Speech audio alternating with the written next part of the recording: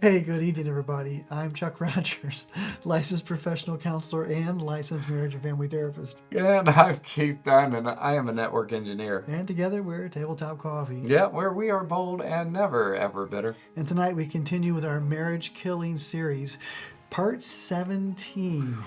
Man. If you really want to kill your marriage, stay tuned. We'll tell you how to do it by being critical of your spouse. So this whole deal, Dr. John Gottman began his research project many years ago. Right. And there wasn't a lot of research out there. So he wanted to find out what really and truly makes marriages great and what makes them not so great. And one of the questions that he wanted to ask was, we know that there are certain things in the relationship that are detrimental.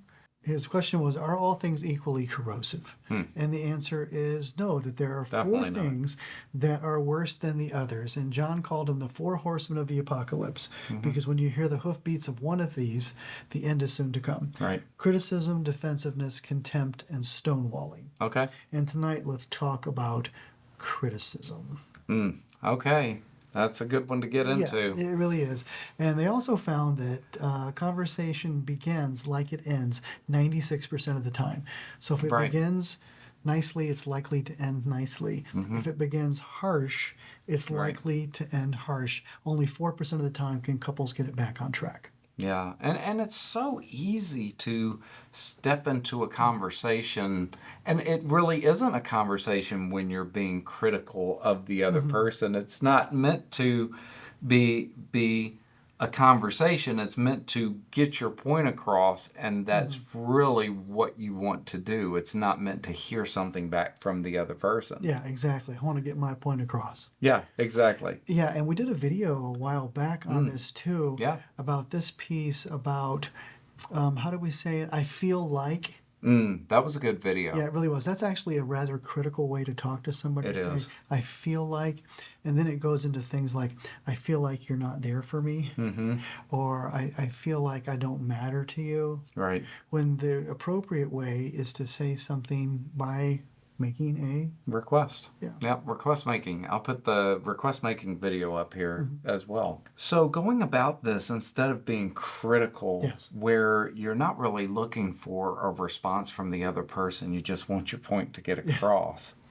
If we flip that over and do the request making, you're kind of going in a much softer direction. Oh, yeah.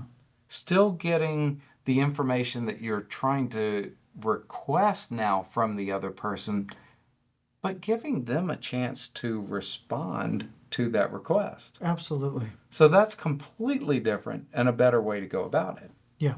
Okay, so something that Lisa does for me, and she does make the request. She does not go into this the wrong way, but we'll go out sometimes, and I'm terrible at times with keeping this, nice and shaven the way that it's supposed to be. But she'll make the request to me and say, when we go out and we're around other people, would you mind keeping your goatee and your mustache trimmed? It looks so much nicer. And she does a good job with that. That is a request. It's a wonderful request. Where she could be critical and come about it and say, you just look terrible when you don't keep this all trimmed. What am I? Don't I matter to you enough for you to shave? That's right. Now, the other thing that Lisa could do is to go, I really hate it when Keith, she's maybe thinking to herself, I really hate it when Keith doesn't shave when we go out into public. I'd like for him to trim his mustache and beard. And I would say to Lisa, if she were my client, so it really is bothersome to you. Yes. So you have to believe you have a voice, believe you can use it, Right. and then say to Keith, it would really be very meaningful for me if Right. you would trim up the mustache and the goatee. It would make me really feel cherished by you. Yeah. And then some women will say to me then, but you know what I'd hear from my husband if I said that to them? And then I'll say, no, what would you hear? And she'll say, what? I'm not good enough to go out with you looking like this? Yeah. Yeah. That's what I would say too. Yeah. So then I would say back to her, so your mind reading and your future casting. That's right. The use of your voice cannot be contingent upon what you believe the outcome will be. Exactly. That is So correct. your only job is to believe you have a voice, believe you can use it, and make that request. Yeah. If you use your voice and Keith hears you, at a Right. girl and at a boy. If Right. you use your voice appropriately and Keith does not hear you, shame on him. Exactly. Your only Right. job is to use the voice and make the request in a nice way. Right. And Lisa does do that very well. She does make that request. And I just don't think about it a lot of time. Yeah. So So that's a fine. great example, though. of Yeah, how that I will thought come so. up. And it can come up in a myriad of ways.